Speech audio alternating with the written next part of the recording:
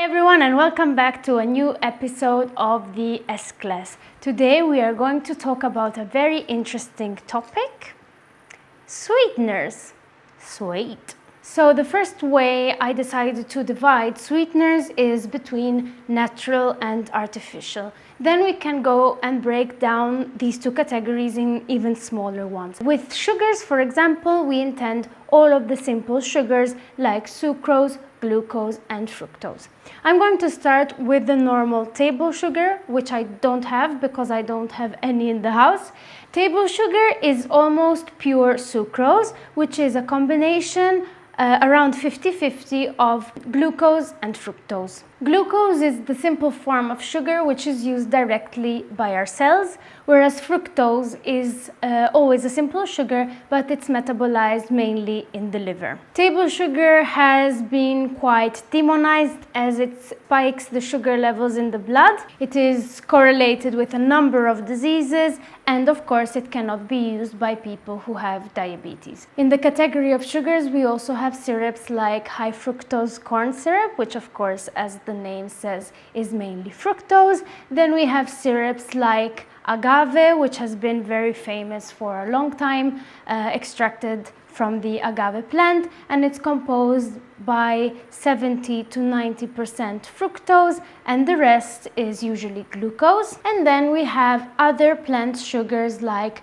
coconut, maple syrup, honey, which are also a combination of glucose and fructose. Then we have other types of sugar which are purely glucose, like for example barley malt or rice syrup that we have over here. And then we have pure fructose, which usually we find in crystal form. Another type of natural sweetener are sugar alcohols. As the name implies, they are hybrid molecules which are partially similar to sugar and partially similar to alcohol. Of course, they have nothing to do with ethanol, so it doesn't have to do with alcohol itself. Several are found in plants. For example, xylitol comes directly from the birch, and others are produced by the fermentation of other sugars. For example, erythritol that we have over here is derived by the fermentation usually of corn and sometimes of certain mushrooms. There also are some synthetic sugar alcohols like maltitol, for example. Between them they vary according to the number of calories that they have, but usually they are way less caloric than sugar because they bypass the digestive tract.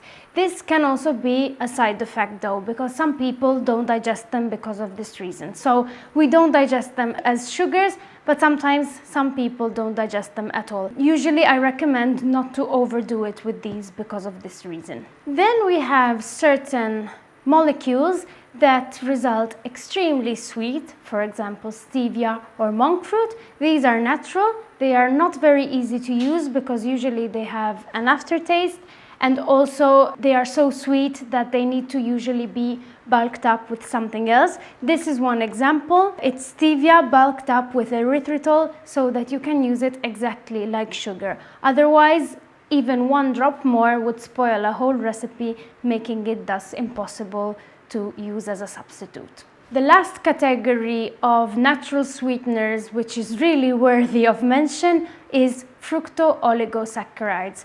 Yacon Syrup, which I always mention, is part of this category. They are made up of plant sugars contained in not only yacon but also asparagus, soybeans, Jerusalem artichokes and others, and they are prebiotics, so they feed our gut.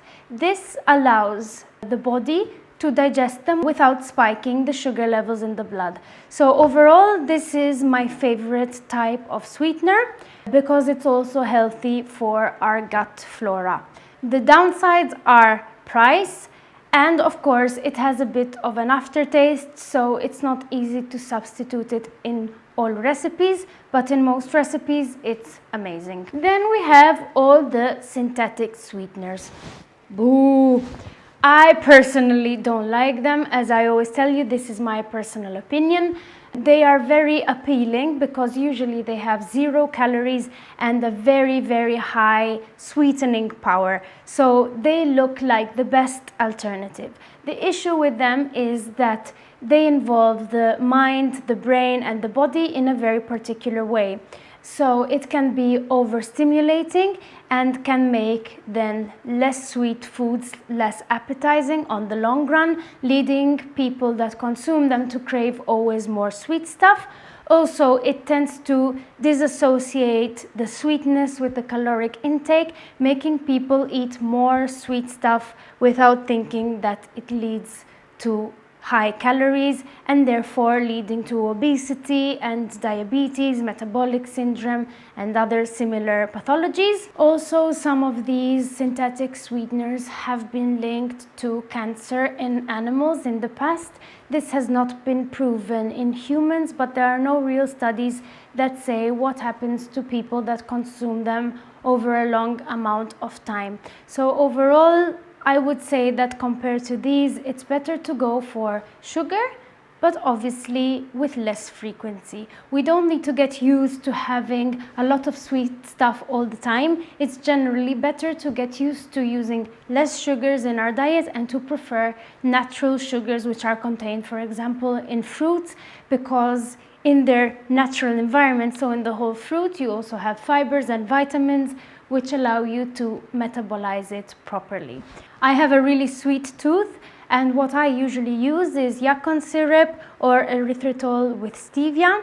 And I have found that these work out for me because I don't overdo it, so it doesn't give me any problems with digestion or things like this. So what I can tell you is try to work out what works for you. We are not made to be eating sugar all the time or sugar alternatives all the time. So it's good that you remain always conscious about what you eat. And I can assure you that you can stay healthy also eating some sweet stuff every now and again. Let me know what your thoughts are, what you use as sweeteners, and if there is something that you use which I didn't mention, and see you in the next episode.